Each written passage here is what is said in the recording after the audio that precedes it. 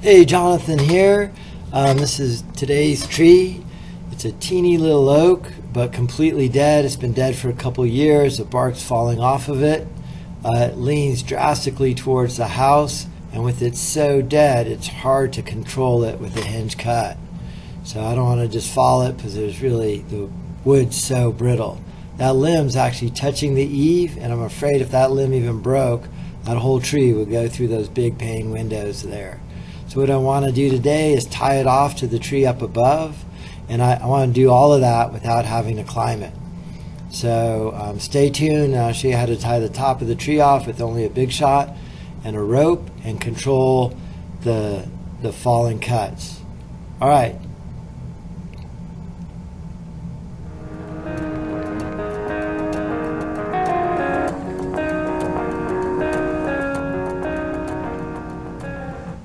So here we are with the big shot. I shot up through that crotch in the oak above it with the throw line, and then now my ground man's pulling the rope through that crotch way up above,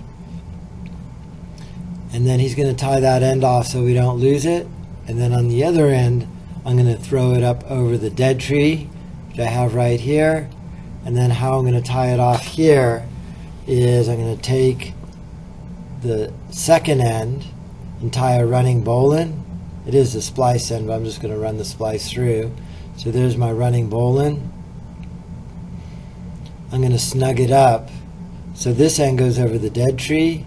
I have a big loop on the ground, and then once I have it all snugged up here, then I'm going to snug up that loop on the ground so it goes straight from the top of the dead tree straight up to the live tree above it and through that crotch, and then back down to a wrap on another tree. So there's a loop on the ground. That's where I had the other end tied off, and now I'm just pulling it up.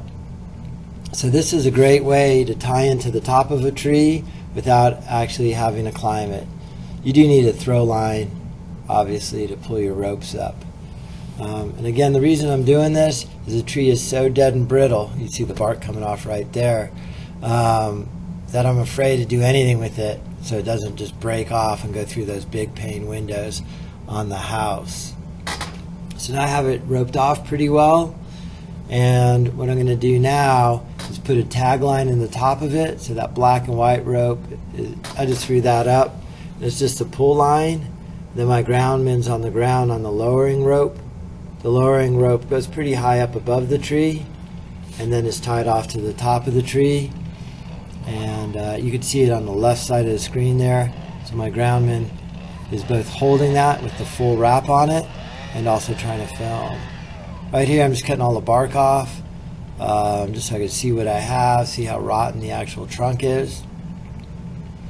As soon as I told him I'd do this job, I was anxious to get it done because I was afraid a little bit of wind, this tree would have just blown right into that front pane window.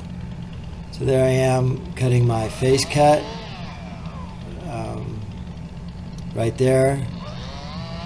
My tagline is just hanging down there. You can barely see it. I'm going to cut my face first.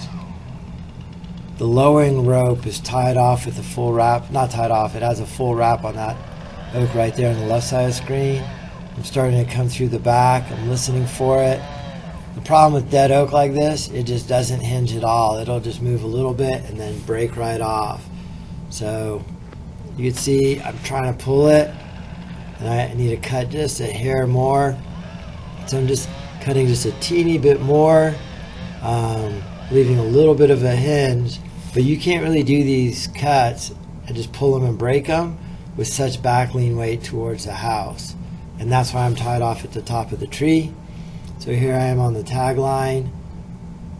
I'm just pulling a little bit here, and I'm pulling against the lowering rope a little bit. So you can see I'm pulling it. Now the lowering rope has the weight of the tree. It's hard to tell, but it's actually pivoting down a parallel with the slope. And then now the lowering rope has the whole weight of the tree. And you can see now it goes straight vertically down from the crotch I'm lowering from. And my tag rope is just trying to keep that tree square to the parallel to the ground, to the contour, and it'll fall off the stump right here. And then There it is, nice and controlled. So probably an easier way to do it, but I don't want to make any mistakes. Those big pane windows would have been a disaster if I hit them. So this is kind of a cool technique I devised. If you like it, please hit like. If you have any comments, I'd love to see them. And hit subscribe. So I teach high school wood shop and do tree work after school. And this is my channel, TopSaw. Thanks for watching. I appreciate it.